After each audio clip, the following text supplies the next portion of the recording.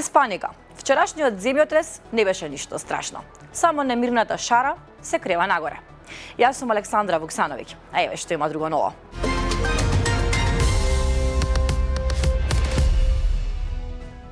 Сизмолошката обсерваторија при Природно-математичкиот факултет во Скопје соопшти дека земјотресот кој вчера вечер ја погоди Македонија имал јачина од 4,6 степени според Рихтеровата скала, а дека епицентарот наспроти првичните информации бил на Косовската територија во близина на границата со Македонија. Професорот доктор Ивица Милевски смирува дека нема простор за загриженост поради неодамнешните сеизмички случувања во регионот, посочувајќи дека тие се дел од природните и долготрајни геолошки процеси.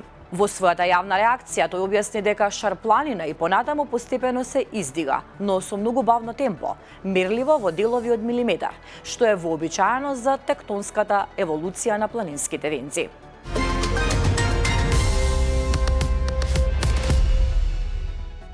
Земјотресот се случи за време на стендап настап од широк диапазон на Сашко Коцев во Македонскиот народен театар.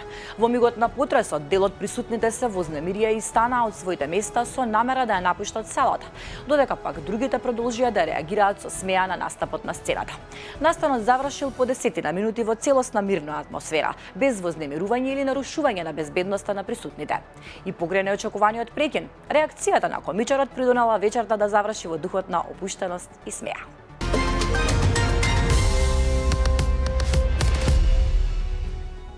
Камион се запалил на влезот на Скопје на потегот кај Хиподром, по сообраќајната несреќа во која учествувал и патнички автомобил. Инцидентот предизвика застој во сообраќајот кој започнува од близина на патарината Миладиновци. Поради случајна сообраќајна незгода на патот Куманово-Скопје кај клучката Хиподром, возилата се пренасочуваат, информираат утрово од јавното претпријатие Македонија пат.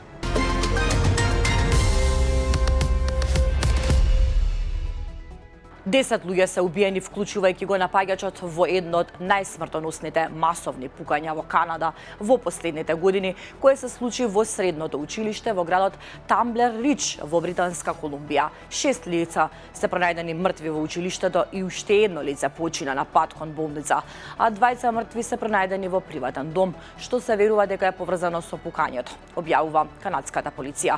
Повредени се повеќе од 25 луѓе, од кои 2 се во сериозна состојба. Полицијата го опиша осомничениот напаѓач како жена со кафеава коса, облечена во фустан. Таа била пронајдена мртва во истото училиште со прострелна рана и полицијата верува дека се самоубила и дека немала помагачи. За сега не е познато колку од жртвите се малолетници.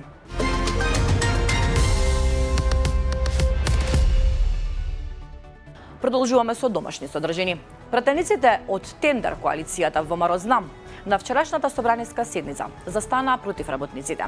Одбија законот за минимална плата од 600 евра да биде ставен на дневен ред, велат од СДСМ.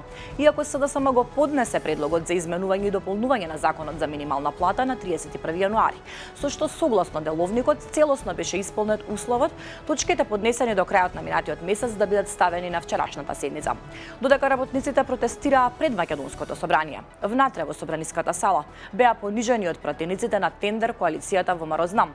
Затоа во знак на протест пратениците на СДСМ ја напуштија седницата.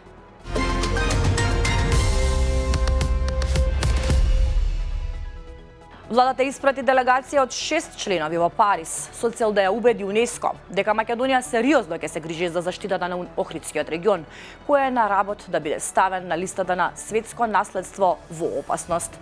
Во делегацијата беа вице-премиерот и министер за транспорт Александар Николовски, министерот за надворешни работи и надворешна трговија Тимчо Муцунски, министерот за култура и туризам Зоран Љутков, министерот за животна средина и просторно планирање Мухамед Хоџа, како и градоначалниците на Охрид и Струга Кирил Пецаков и Менди Кира. На средбите во ЮНЕСКО беше потврдена определбата на државата да ги спроведува преземените обврски и да соработува со Албанија за долгорочна заштита на регионот.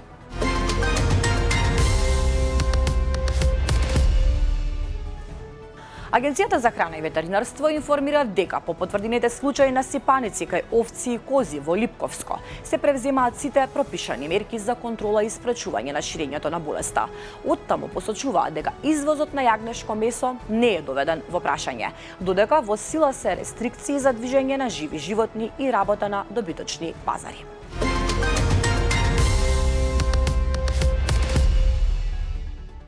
Алатки за генерирана вештачка интелигенција во Македонија користат 45,4% од младите на возраст од 16 до 24 години, што е под европскиот просек од 63,8%, покажуваат податоците на Евростат за 2025.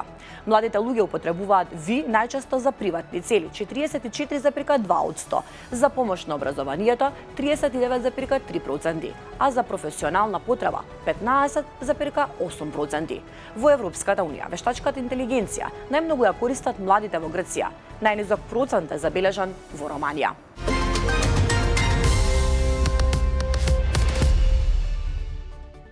Девизните резерви на крајот на јануари годинава бележат зголемување за 675,3 милиони евра, објави Народната банка.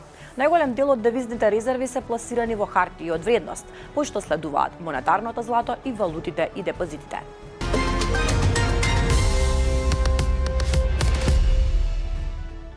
Шеснаесет повредени и 13 уапсени по судирот на демонстрантите со полицијата во Тирана.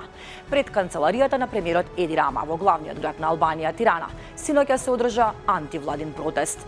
Демонстрантите бараат негова оставка по големиот корупцијски скандал. Демонстрантите фрлаа молотови коктели и ракетни бомби кон полицијата, која употреби водени топови и солзавец против толпата. Судири избувнаа и во близина на зградата на албанскиот парламент. Повеќе од 1300 полицајци се обидоа да го контролираат гневот на учесниците.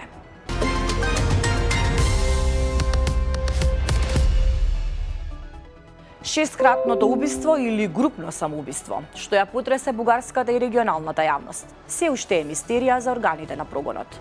Се проверуваат две сценарија кои треба да потврдат дали станува збор за убиство или самоубиство, како дело на култ или секта, која функционирала зад параванот на невладината еколошка организација. Бугарското Министерство за внатрешни работи соопшти дека станува збор за случај без преседан во нивната досегашна пракса, посочувајќи дека ваквата комбинација на настани со повеќе локации и повеќе жртви досега не била регистрирана во Бугарија. Истрагата се однесува на два одделни, но меѓусебно поврзани настани. На 2 февруари беа пронајдени 3 тела во близина на запалена планинска колиба кај Петрохан, а неколку дена подоцна уште 3 лица беа откриени мртви во камп приколка паркирана под врвот Околчица. Сите жртви починале од прострелни рани. Во објектите што ги користела групата биле пронајдени религиозна и идеолошка литература, како и символи што упатуваат на специфични духовни убедувања.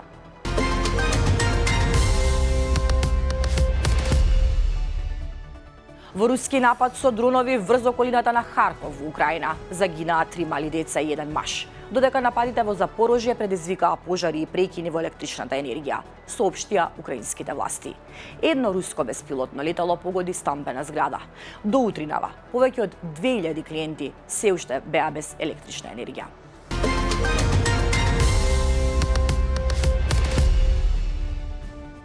Следува вознемирувачка содржина.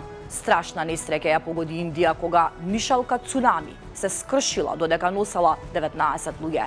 Загина полицаец кој сакал да помогне. Снимки покажуваат како кабината се одвојува од справата додека таа се врти. Возбудените вресоци на посетителите се претворија во крици на ужас кога кабината со силен удар падна на земја. Несреќата се случила во саботата за време на саем.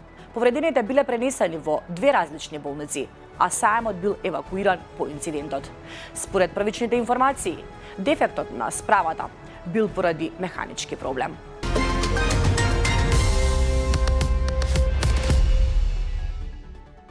Најниска минимална температура од -2 степена утрово измерена на Попова шапка, каде што има и најмногу снег, 63 сантиметри. Времето денеска ќе биде променливо облачно со сончеви периоди. Попладне и во текот на ноќта ќе има повремени локални врнежи од дожд, а на повисоките планини во северозападните делови од снег. Ќе дува умерен, а долж по Вардарието повремено засилен ветер од југоисточен правец. Максималната температура ќе биде во интервал од 6 до 12 целзиусови степени. Ви благодарам на довербата, погледнавте уште едни вести, повеќе информации побарете на нашиот сајт.